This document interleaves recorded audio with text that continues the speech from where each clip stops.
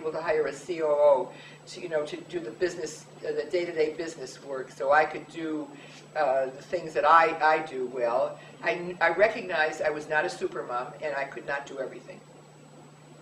And I think that's very important for a man or a woman to do, okay? I listen to my gut a lot.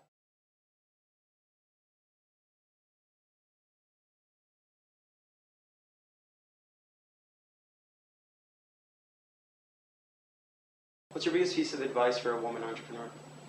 Believe in yourself. Don't take no for an answer. Set your goals. Know what you're doing. Be prepared. Listen to your gut.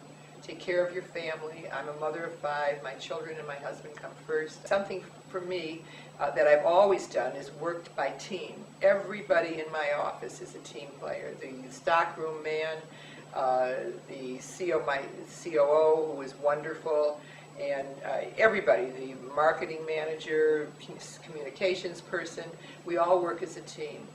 And that's really important. Sure, I have the final say, and I can always say, no, I don't want this, or yes, I want this.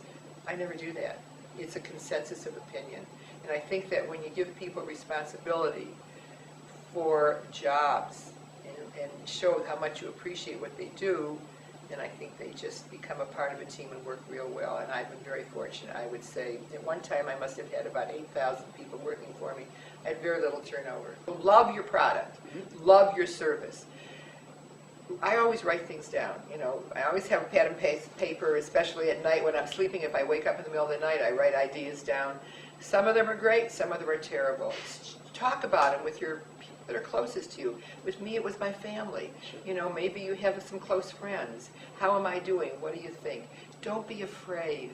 Go after things. The worst thing people can say is no. And the worst thing that can happen to you is you make a mistake, brush yourself off, start all over again, and do it. Because if you really believe, you will succeed.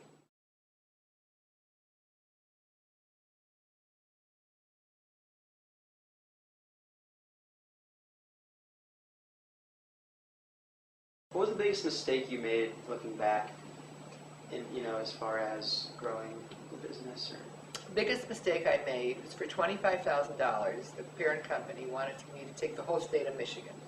And I said, you're kidding, all I want, this was in 67, 66, are you kidding, all I want is where I live. I'll have a few classes where I live and I'll make this a business. And I was very short-sighted. I never will ever be short-sighted again.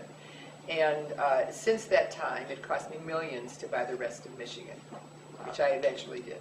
And that's your biggest takeaway, is just really the short-sightedness? Yeah, you're right. I'm great at making decisions, but I do think about those decisions. They don't just come off the top of my head. Maybe the ideas do, but the decisions, I will make a decision. Being able to say, I'm wrong, and changing, being able to say, I'm sorry to someone, is very, very important to me.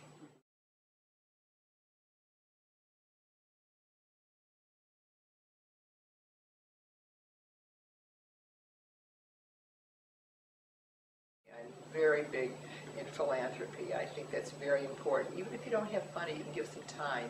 Sure. Even if you give 2-3 hours a week, you can find those hours to do something, to volunteer your time. And I think that's important. We do a lot with Gleaners and Yad Ezra, which is a food bank, because I feel very strongly, so do people that work for me, that those of us that can afford to diet should help those that can't afford to even eat, don't have any money to eat. So we try to do that. I work with Henry Ford Hospital. I was on the Federal Reserve Bank board, Detroit Chicago branch. Ended up being the chairman of the board. I sit on a board at the Harvard Kennedy School of Business. I sit on their board. I'm very involved with Children's Hospital, which is a big one for me. University of Michigan Cardiovascular Center is a big one for me.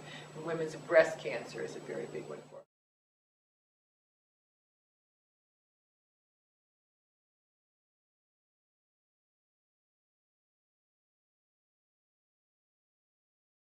What's next? What's the next 5 years? Well, I'm writing another book, and I have a radio show on Magic, and it's called Remarkable Woman, and every Sunday at 8:30, 105.1. I interview some remarkable woman from around the world. It has nothing to do with how much money she has. It has to do with something that she's done in her life and how she started out. I have a show on Channel 7. It's in the 7 o'clock news. It's ABC every Monday at 7:15. It's called Ask Florine, and I'm very busy doing that. And I interview people and ask questions that people are afraid to ask and really want to know. So it's been a lot of fun for me, and I've met some really great people. Like, why should I take vitamin D?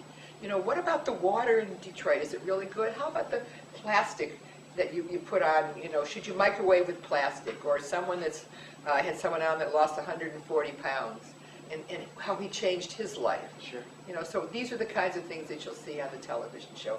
And I just want to continue on doing it. I want to, you know, go to the next level. If there's any more franchises to buy, I'm ready to buy them. Anybody's got good business ideas, I'm willing to do that. I just have to tell you that just recently, I'm a board member, executive board member of the Governor's Council on Physical Fitness. And we've come up with a new concept called I Believe in Michigan. And we're going forward with this, and we are trying to make everybody in Michigan ambassadors. We're going to try to get schools and hospitals and everything, because we badmouth ourselves in Michigan. We've got the greatest state in the whole world, and especially Detroit. I mean, it's a great place to live in Detroit. Well, Florine, thank you so much for the time you spent with us, and you're an inspiration to all, and I wish you all the luck in the future. Thank you very much, and same to you.